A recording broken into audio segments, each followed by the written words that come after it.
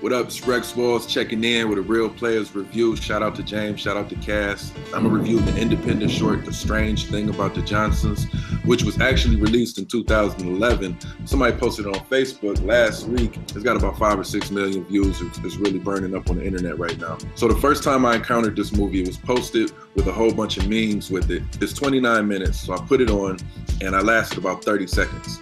I'm like, I'm not watching this shit. But then I'm looking at the memes and I'm like, well, this look kind of funny. Maybe it's a comedy. I put it back on. I watched it this time for 5 minutes. And anybody who's seen it knows what happened after that 5-minute mark.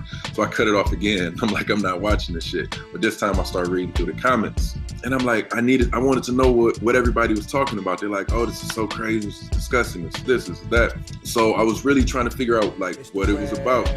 So I watched it again. This time I watched it the full time.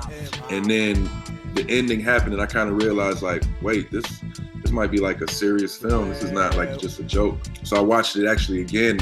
And the fourth time I watched it a full time. And I really like kind of analyzed it and watched it with a closer eye or whatever. The very first scene of the movie is the father walking in on his son, masturbating. He sits down on the bed with him and there's like this whole creepy exchange between the two of them. And it's really weird and you watch and you're trying to kind of figure out like what's really going on here. And then the father says to the son, do you know what taboo is? And the son says, yeah. He says, well, now that we talked about it, it doesn't have to be taboo anymore. And I realized that that's a double entendre, meaning it has a double meaning.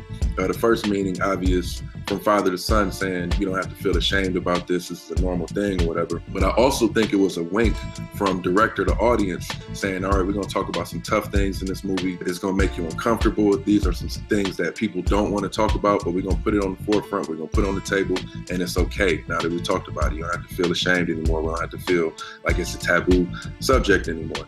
And that's when I realized that this movie was a satire. Satires use exaggeration and humor to bring an issue to the forefront, to shine a light on something that nobody's talking about.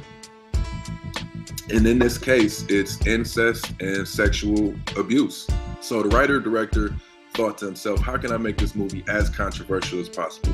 So the first thing he did was, as a white director, he wrote it about black characters. And there's a whole subdivision on the internet right now who are so upset and up in arms that it's a white director who wrote this movie about black people. But then the second thing he did was, he said, well, let me make the characters homosexual. The third thing he did was, what's really brought this movie out of a normal box, was he reversed the roles and it's actually the son raping the father.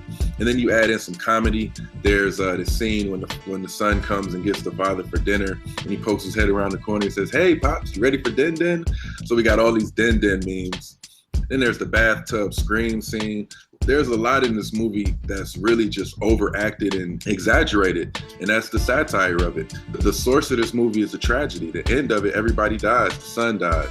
The father dies. The mother is probably gonna go to prison for a long time. The ending of this movie is telling you that if you don't bring these issues out to the front, if you don't talk about this, it's gonna end bad every time. So I've come to the conclusion that this film is brilliant, and it's brilliant in the fact that the director accomplished exactly what he set out to do. He took an issue that's very taboo, something that nobody wants to talk about, something that makes people uncomfortable. And if you look on Facebook, it's probably got about 5 or 6 million views right now. It's something that people are talking about. I think that's exactly what he wanted to do. He's giving a voice to a lot of people who are afraid to speak up and speak out. If you look through the comments, it's a lot of people saying it's disgusting, it's horrible, it's this and that.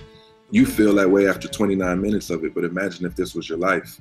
So if you haven't seen it, search it on Facebook, The Strange Thing About the Johnsons. Comment below. Let me know what you thought about it. If you saw it, if you haven't, go ahead, check it out. Peace.